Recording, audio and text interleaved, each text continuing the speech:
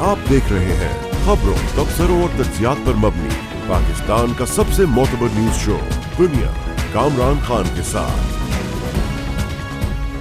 अस्सलाम वालेकुम, मैं हूं कामरान खान। आज सुप्रीम कोर्ट ऑफ पाकिस्तान में दिलचस्प दिन था, जहां पर आज पाकिस्तान के मौजूदा वज़ीर आज़म शहबाज शरीफ के अदलिया के बारे में सख्त रिमार्क्स की बाज़गत से एक जानिब सुनाई गई और दूसरी जानिब साबिक़ वज़ीर आज़म इमरान खान की क़ैद तन्हाई से मुताल्लिक़ शिकायत सुनी गई। चीफ जस्टिस काजी फ़ाइज़ ईसा की सरबराही में 5 रुकनी बेंच ने नैब तरामीम के खिलाफ हुकूमती अपील्स पर समाअत की। इमरान खान वीडियो लिंक के ज़रिए पेश हुए।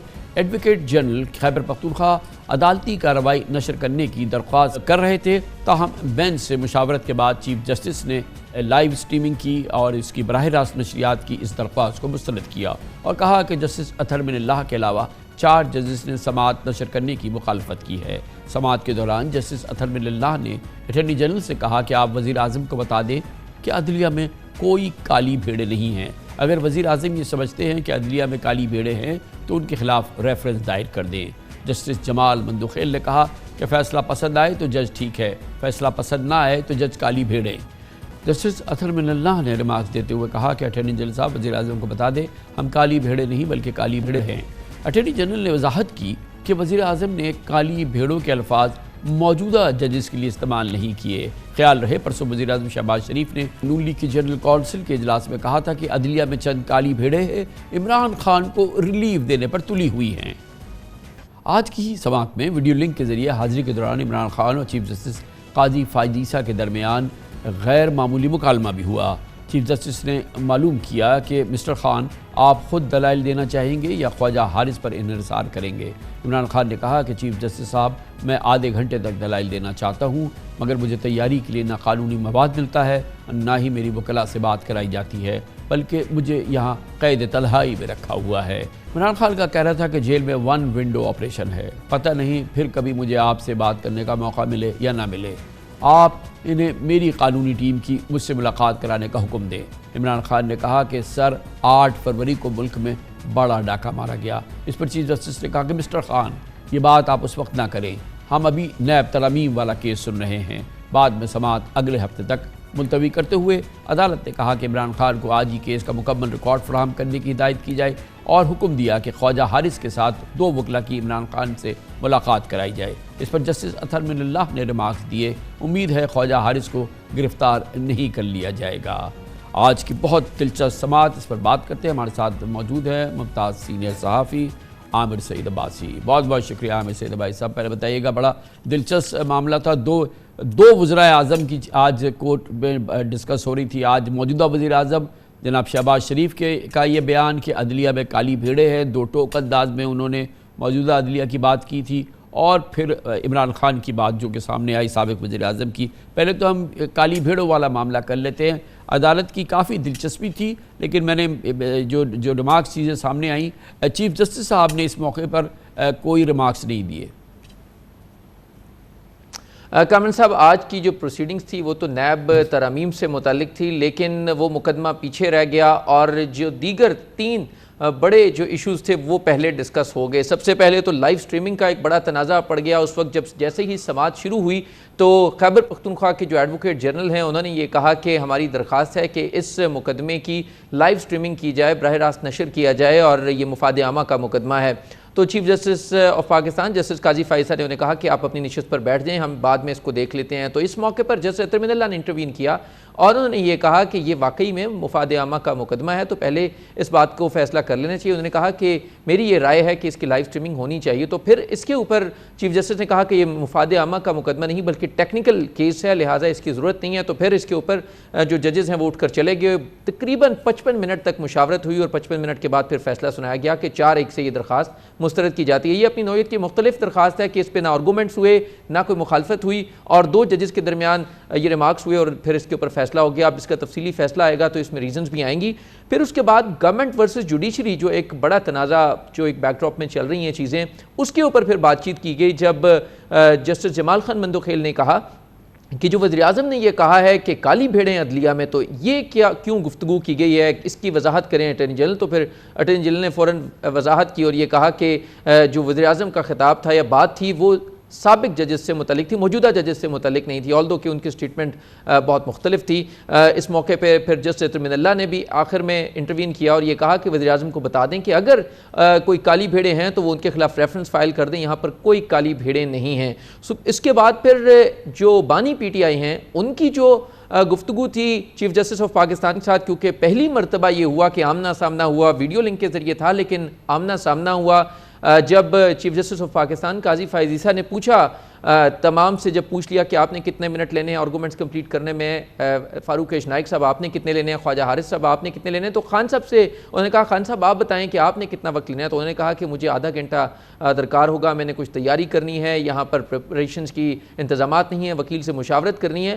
تو وہ بھی انہوں نے پھر اپنے دل کی تمام باتیں جو وہ کہنا چاہتے تھے، انہوں نے کہا کہ موقع ہے تو میں وہ تمام باتیں کر دوں۔ انہوں نے 3 جو گزارشات اپنے کیسز سے متعلق ہیں وہ بھی کر دیں، اور پھر اس سارے کے ساتھ پھر مخدوم علی خان صاحب نے اپنے آرگومنٹس بھی مکمل کیے، نیب ترمیم کی انہوں نے حق میں دلائل دیے اور یہ کہا کہ بھرپور طریقے سے پارلیمنٹ کا یہ اختیار ہے کہ پارلیمنٹ لیجسلیشن کر سکتی ہے۔ وہ کسی عمران خان کا بیان ہے وہ متوقع طور پہ اگلی سماعت میں ہوگا، کیونکہ اب اس دوران ان کو موقع مل جائے گا کہ وہ اپنے وکیل خواجہ حارث کے ساتھ ایک میٹنگ کر لیں، ریکارڈ دیکھ لیں۔ تو خیال یہ ہے کہ اگلی سماعت میں عمران خان کا بیان ہوگا، اور آبویسلی اب اس کیس کی براہ راست نشریات کا قصہ تو تمام ہو چکا ہے، وہ تو نہیں ہوں گی۔ جی کامران صاحب وہ معاملہ تو ختم ہو چکا ہے، جب فائنلی یہ ڈیسائیڈ کر دیا گیا کہ 4-1 سے یہ درخواست مسترد کی جاتی ہے تو اب لائیو سٹریمنگ تو نہیں ہوگی براہ راست نشریات۔ اس میں اگر ہم پروسیجر کو دیکھیں تو پہلا کیونکہ فاروق نائک جو اس میں خود اپیلنٹ ہیں وہ دلائل دیں گے، اس کے بعد پھر جو عدالتی معاون جنہیں مقرر کیا گیا خواجہ حارث، اور اس کے بعد پھر آخر میں عمران خان یا بانی پی ٹی آئی جو ہیں وہ خود اپنے آرگومنٹس دیں گے۔ کیا کیفیت تھی عمران خان کی؟ آج آپ نے دیکھا ان کو اس ویڈیو لنک کے دوران فریش لگ رہے تھے، تھکے ہوئے لگ رہے تھے، کیا صورتحال تھی، کیا مورال کیسا لگ رہا تھا؟ کامران صاحب وہ اس سے پہلے جو ان کی گزشتہ سماعت پر تصویر بھی آئی تھی اسی طرح بالکل جس سٹائل میں وہ بیٹھتے ہیں اسی سٹائل میں وہ بیٹھے ہوئے تھے، کانفیڈنٹ بیٹھے ہوئے تھے، اور وہ کچھ پوائنٹس بھی آج نوٹ کر رہے تھے، اور اس کے ساتھ ساتھ وہ تقریباً 3 گھنٹے تک موجود رہے ویڈیو لنک کے ذریعے، اور جب وہ even chief justice of Pakistan سے بھی گفتگو کر رہے تھے تو ایکسپیکٹ یہ کیا جا رہا تھا کہ شاید کوئی ایکسچینج، ہارش ورڈز کا ایکسچینج ہو یا کوئی سختی ہو، لیکن بہت نارمل طریقے سے انہوں نے ریکویسٹ کی کہ چیف جسٹس صاحب میں یہ بات کرنا چاہتا ہوں۔ انہوں نے بھی بہت اچھے طریقے سے کہا کہ خان صاحب آپ یہ پوائنٹس نوٹ کر لیں یا آپ نے آرگومنٹس میں کتنے وقت لینا ہے۔ سو بہت ہی ایک اچھے طریقے سے عدالت کا جو ماحول تھا وہ بہت زبردست تھا، اور اس دوران جو بانی پی ٹی آئی ہیں وہ بھی بہت پر اعتماد انداز میں اپنی نشست پر بیٹھے رہے۔ بہت بہت شکریہ عامر سعید عباسی اسلام آباد سے ہمارے ساتھ موجود تھے۔ اس میں کوئی شک نہیں کہ ایک عام پاکستانی ہو یا پاکستان کے خاص ترین ادارے ہوں، سوشل میڈیا کی مادر پدر آزادی سے سب پریشان ہیں۔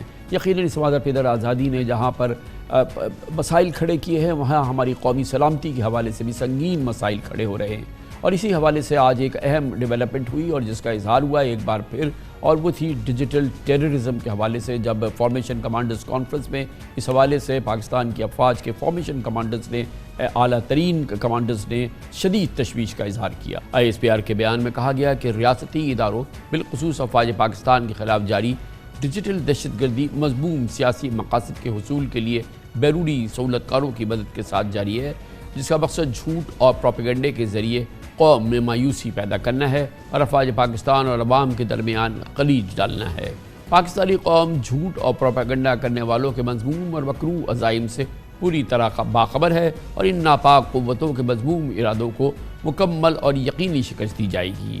ISPR کے مطابق فارمیشن کمانڈرز کانفرنس میں اعادہ کیا گیا کہ ملک کے وسیع تر مفاد میں لازم ہے کہ 9 مئی کے منصوبہ سازوں، مجرموں اور اس کی حوصلہ افزائی کرنے والوں اور سہولت کاروں کو انصاف کے کٹہرے میں کھڑا کیا جائے۔ 9 مئی کے مجرمان کے خلاف فوری اور شفاف عدالتی اور قانونی کارروائی کے بغیر ملک ایسے سازشی عناصروں کے ہاتھ ہمیشہ یرغمال رہے گا، یہ کہا گیا آج کانفرنس میں۔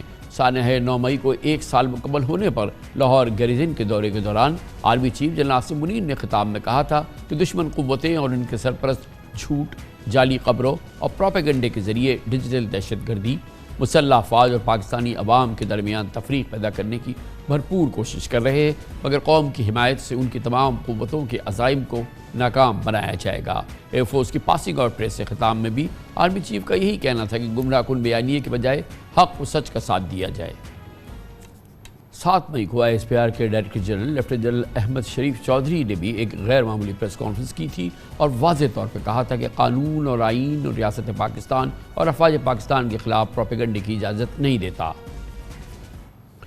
انتہائی اہم موضوع ہے اور اس پہ بات کرنے کے لیے ہمیں جوائن کر رہے ہیں ڈاکٹر عمر سیف، سابق نگران وزیر I T and telecommunication اور آئی ٹی امور کے ماہر بھی ہیں۔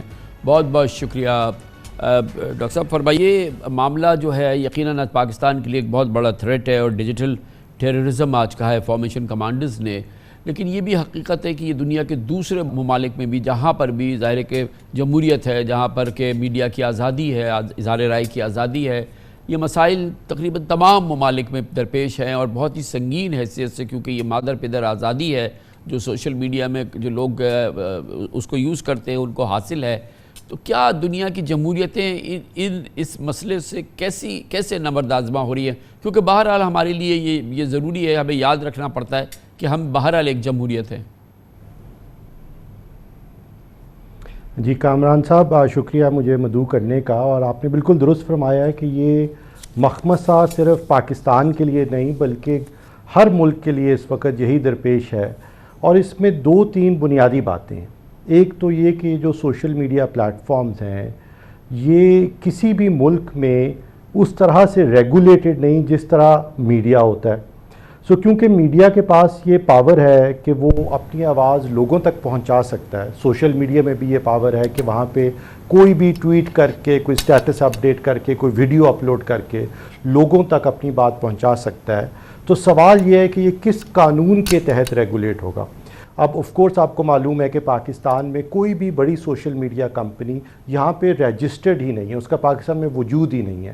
تو اگر ہم پاکستان میں کوئی لا، کوئی قانون بنا بھی لیں کہ اس سوشل میڈیا پلیٹ فارم پہ ایسا مواد شیئر کیا گیا جس سے یہ نہیں کہ کسی کی حد تک کوئی ڈیفیمیشن ہوئی، بلکہ کسی کی لائف اینڈ پراپرٹی کو تھریٹ ہے، کسی کی جان و مال کو اس وقت خدشہ ہے کہ وہ اس کو نقصان کا خدشہ ہے، تو اس کی حفاظت کے لیے بھی کوئی نہ تو لا ہے نہ کوئی انفورسمنٹ کا میکنزم ہے۔ اور یہ ایک بہت خوفناک بات ہے، اور یہ سیاست سے ہٹ کر آپ یہ دیکھیے کہ یہی پلیٹ فارم دہشت گرد ادارے جو تنظیمیں وہ استعمال کرتی ہیں، یہی پلیٹ فارم جو ہے یہ داعش استعمال کرتی تھی ریکروٹمنٹ کے لیے، یہی پلیٹ فارم ہے جو کہ بیرونی قوتیں جو کہ ملکوں کی سالمیت کو چیلنج کر رہی ہیں وہ اس کو ویکن کرنے کے لیے استعمال کرتی ہیں۔ اس کو 5th جنریشن وارفیئر کہہ لیا جائے۔ اب پاکستان میں دیکھیے کہ یہ جو پلیٹ فارمز ہیں جہاں پہ انونیمس اکاؤنٹ بنائے جا سکتے ہیں، کیونکہ یہ سوشل میڈیا کی نیچر ہی یہ ہے، وہاں پہ کوئی انونیمس اکاؤنٹ بنایا جائے جس کی بہت بڑی فالوئنگ ہے، کیونکہ وہ کسی نظریے کے ساتھ اپنے آپ کو جوڑ لے، کوئی سیاسی نظریے، کوئی مذہبی نظریے کے ساتھ، کوئی معاشی کسی نظریے کے ساتھ اپنے آپ کو جوڑ لیا جائے جس کے کوئی پیروکار ہیں، اور اس کی وساطت سے اس طرح کی بات کو پھیلایا جائے کہ معاشرے میں انتشار پیدا ہو، لوگوں کے جان و مال کو اس سے نقصان کا اندیشہ ہو، ریاست کی سالمیت کو اس سے اندیشہ ہو، نقصان کا اندیشہ ہو، اور اس کے لیے نہ تو کوئی لا، نہ کوئی ریگولیشن ہے، نہ ہی یہ سوشل میڈیا کمپنیز جہاں پہ موجود ہیں جن کو کہا جا سکے کہ یہ کانٹینٹ ریموو کر دیں، اس سے لوگوں کے جان و مال کو خطرہ ہے، کسی کے جان و مال خطرہ ہے۔ تو یہ ساری سپیس اس وقت بہت کمپلیکیٹڈ ہے، اور ہر کسی کے لیے یہ ایک وبال جان ہے۔ وہ ممالک، وہ ریاستیں، یہ بتائیے گا کہ اس میں تو کوئی لوگ شک نہیں ہے کہ یہ ایک بہت بڑا تھریٹ ہے، اور اس وقت ظاہر ہے کہ دہشت گردی کے خلاف ایک جنگ میں پاکستان اس وقت ہے، اور ایک جنگ کی کیفیت ہے۔ ہمارے فوجی ہر روز ہمیں ان کی شہادتوں کی خبریں ملتی ہیں، یہ کہ جنگی کیفیت ہے، پاکستان کے سروائیول کی جنگ ہے۔ یقیناً اس دوران اگر کوئی تعمیری تنقید یا مناسب تنقید یا ایک باقاعدہ جو پراپر ایک تنقید ہے وہ تو اگر رہے، لیکن یہ جس قسم کے معاملات ہو رہے ہیں اس کو روکنے کے لیے یا تو قانون سازی ہو سکتی ہے، اور آپ نے کہا کہ وہ انونیمس اکاؤنٹس ہیں، تو کیا پابندی اس کا حل ہے؟ کیا اس سے کوئی فائدہ ہوتا ہے؟ یا جیسے کہ ہم نے ملک میں ہم نے اب ایکس پہ یا ٹویٹر پہ پابندی لگائی ہے، بظاہر تو اس کا کوئی فائدہ نہیں ہوتا۔ یہ بات درست ہے، اور اس طرح کرتے ہیں کہ اس کا دوسرا رخ دیکھتے ہیں. فار انسٹنس جیسے ٹویٹر ہے، اسی طرح واٹس ایپ ہے یا ٹک ٹاک ہے.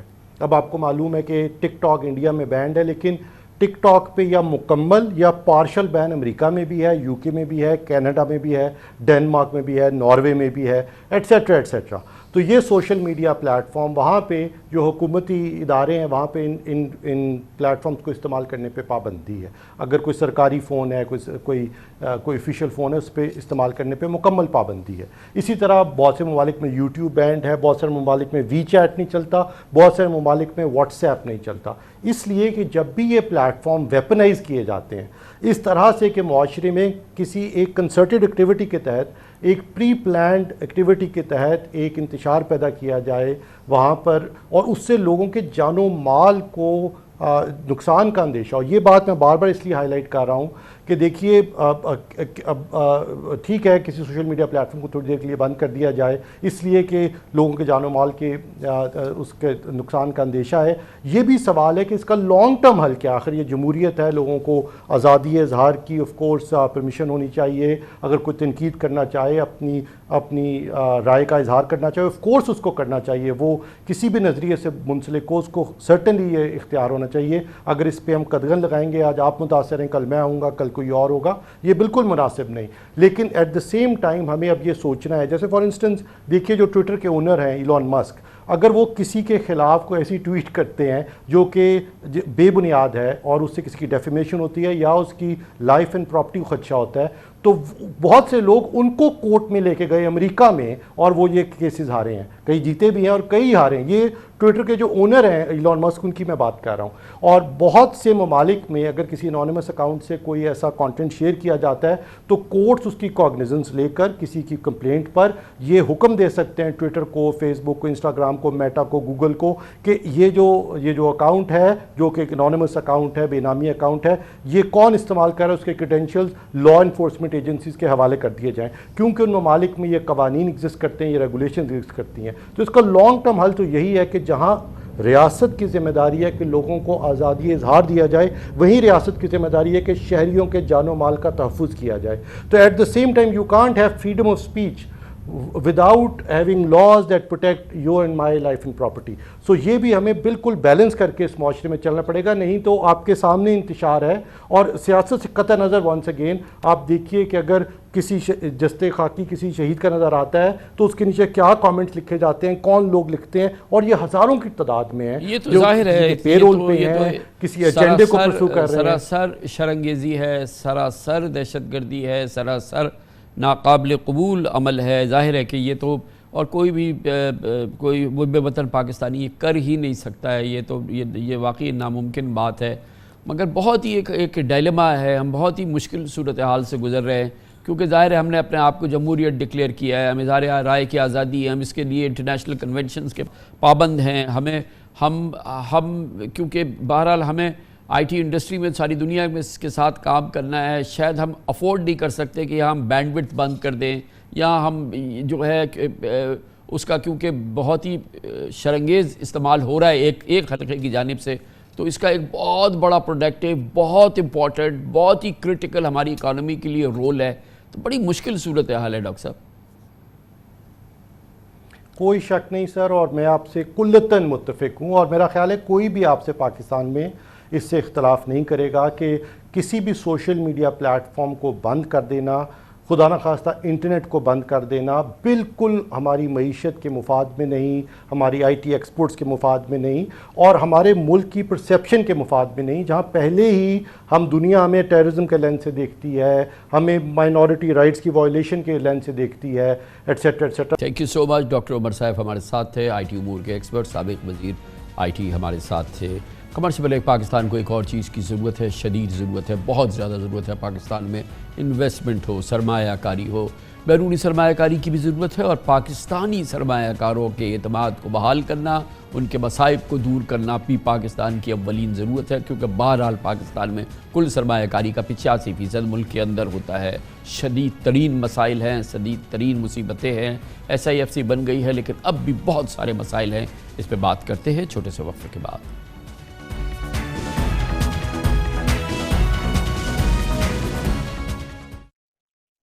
بے شک پاکستان کی معاشی بقا ملکی اور غیر ملکی سرمایہ کاری سے جڑی ہوئی ہے، لیکن افسوس سے کہنا پڑتا ہے کہ اس وقت ملکی سرمایہ کار اپنی صنعتیں متحدہ عرب امارات، سعودی عرب اور بنگلہ دیش منتقل کر رہے ہیں۔ اس کی سب سے بڑی وجہ بجلی گیس کی بھاری لاگت، امن و امان کی بگڑتی صورتحال، غیر معقول ٹیکس نظام، بیوروکریسی کی نااہلی اور بلند ترین شرح سود کو قرار دیا گیا ہے۔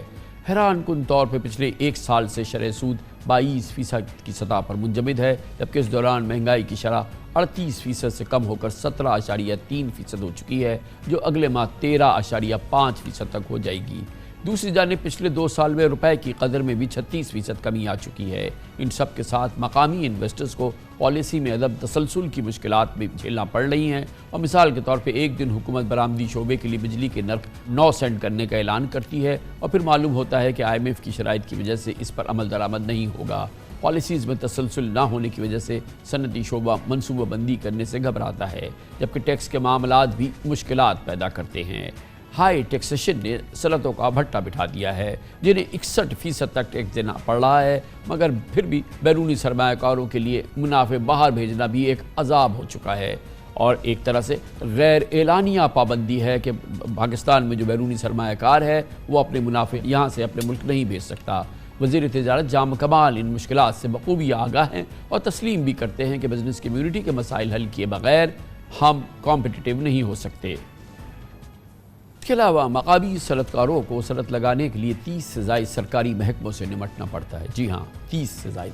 اگر مقامی سرمایہ کاروں کو ایسی صورتحال کا سامنا ہے تو غیر ملکی سرمایہ کار پاکستان میں سرمایہ کاری کرنے سے قبل 1000 بار سوچیں گے اور سوچ رہے ہیں۔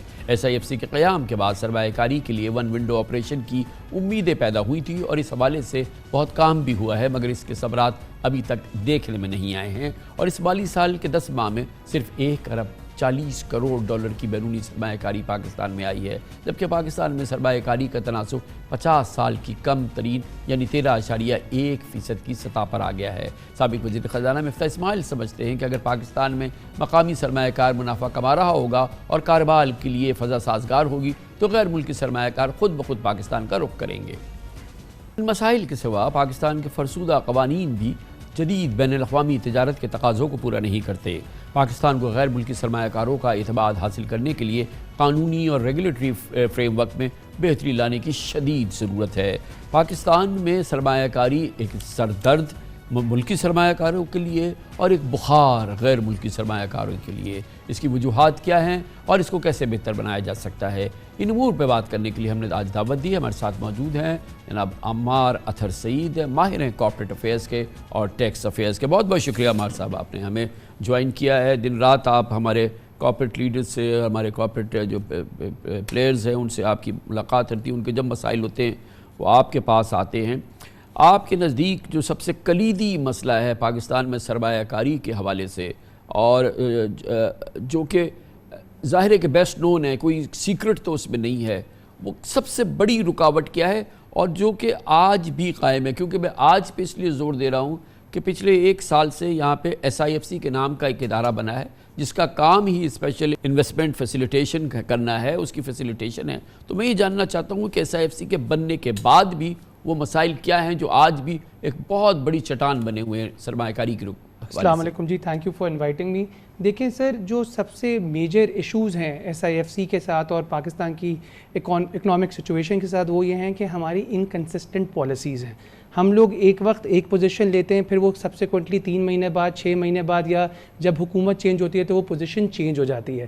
جب تک ہم انویسٹر کو چاہے وہ لوکل ہو یا فورن ہو ایک کنسسٹنٹ پالیسی نہیں بنا کے دیں گے، بتا کے نہیں دیں گے کہ ہم اس صفت میں جا رہے ہیں اور ہمیں یہ چیزیں کرنی ہیں، یہ چیزیں میں انویسٹمنٹ میں بہتری پاکستان میں نہیں آئے گی۔ سب سے پہلی چیز یہ کہ ہم نے پرائم منسٹر لیول پہ، حکومتی لیول پہ بیٹھ کے ڈیسیجنز لینی ہے کہ ہم اپنی پالیسیز کو کنسسٹنٹ کریں گے تاکہ لوگ انویسٹ کریں۔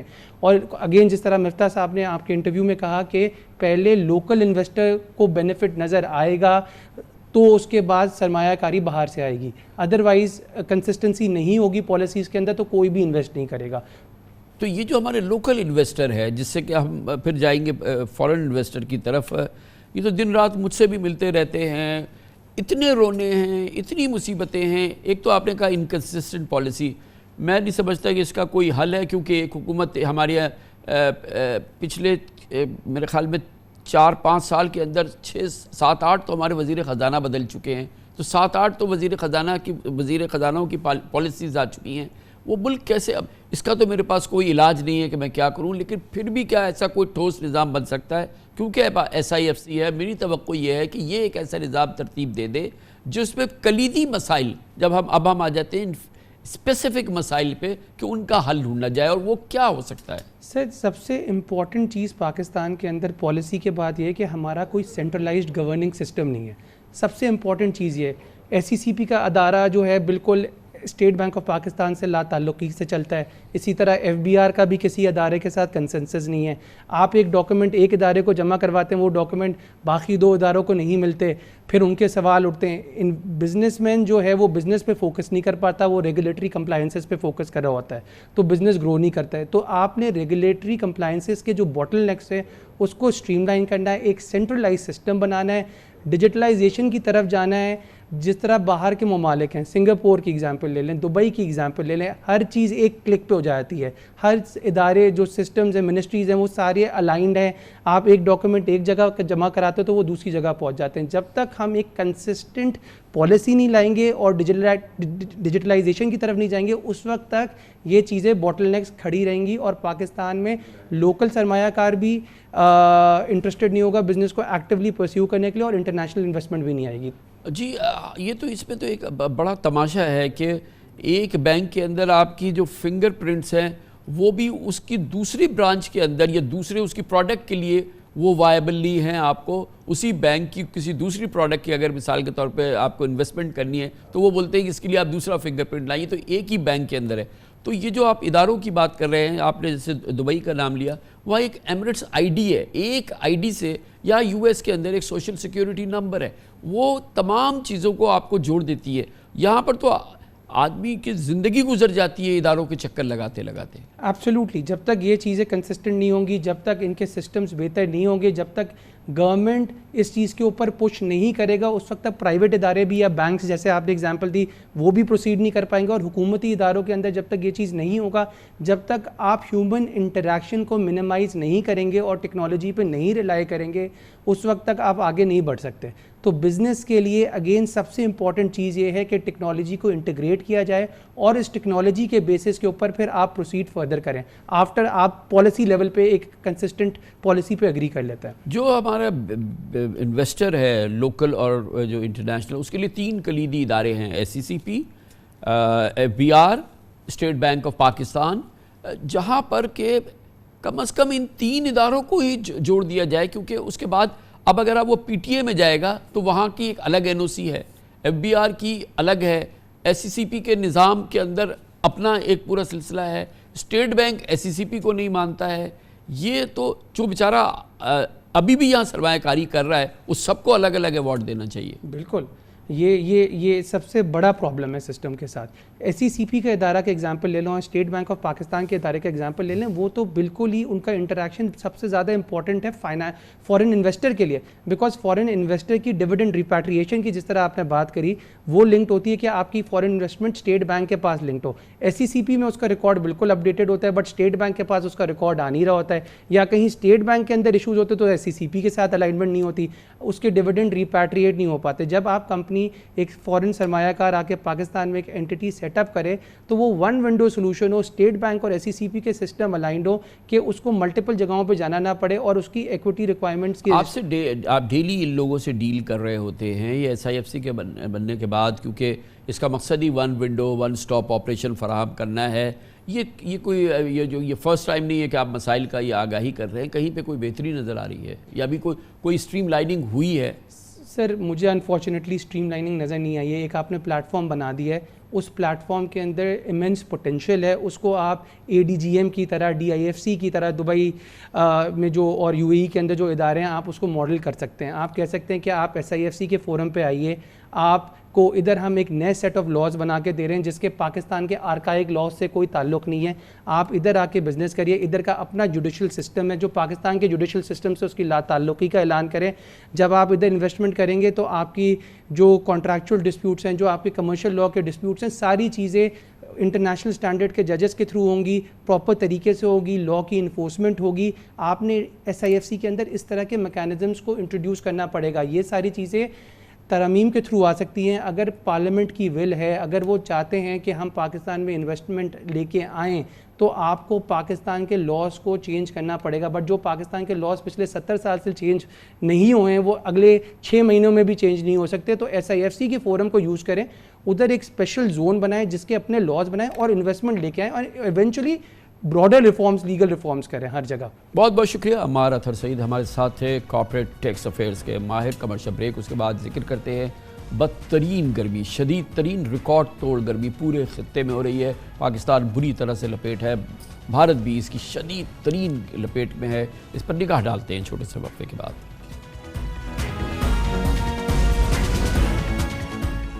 पंजाब से सिंध तक तंदूर की मानिंद तपती गर्मी है और अंदरूनी सिंध कई दिनों से दर्जा हरारत 45 से 50 सेंटीग्रेड है। लाहौर समेत पंजाब के बड़े शहर शदीद गर्मी में पक रहे हैं। कराची, लाहौर, मुल्तान, सक्खर, हैदराबाद समेत मुतादिद शहरों में शदीद बेइंतहा गर्मी, हब्स और लू के थपेड़ों ने शहरियों को निढाल कर दिया है। खित्ते के कई और शहरों में भी पारा 50 डिग्री सेंटीग्रेड से ऊपर निकल रहा है। कल दिल्ली में 53 डिग्री दर्जा हरारत के साथ तारीख का गर्म तरीन दिन रिकॉर्ड किया गया। कराची में आज ज़्यादा से ज़्यादा टेम्परेचर 41 डिग्री रिकॉर्ड किया गया, लेकिन समंदरी हवाएं बंद होने और हवा में नमी का तनासुब बढ़ने से गर्मी की शिद्दत 46 डिग्री तक महसूस की गई। कराची में 1938 में 9 मई को पारा 48 डिग्री सेंटीग्रेड तक पहुंचा था और 86 साल बाद इम्कान है कि इस साल ये रिकॉर्ड टूट सकता है। जबकि अंदरूनी सिंध तो मुसलसल 8 दिनों से किसी न किसी शहर में पारा 50 डिग्री से ज़्यादा है। मौसमियात और क्लाइमेट के माहिरीन कहते हैं कि पाकिस्तान समेत पूरा बर्र सगीर शदीद तरीन मौसमी तगय्युरात का शिकार है, जिसकी वजह से अंदाज़ों से ज़्यादा गर्मी हो रही है और मानसून में पेशेंगोई से ज़्यादा तबाहकुन बारिशें हो सकती हैं। पाकिस्तान में मई के महीने में गर्मी इस हद तक बढ़ गई है तो जून जुलाई में गर्मी की शिद्दत का सोचकर अवाम के पसीने छूट रहे हैं। लेकिन गैर मामूली बात यह है कि तंदूर की तरह तपते मौसम में भी एलानिया और गैर एलानिया लोड शेडिंग पूरी क़ुव्वत से जारी है। इसके साथ ही हमारे आज के प्रोग्राम का इख्तिताम होता है। कल आपसे फिर मुलाकात होगी इंशाअल्लाह। कल तक के लिए कामरान खान को इजाज़त। अल्लाह हाफ़िज़ नासिर।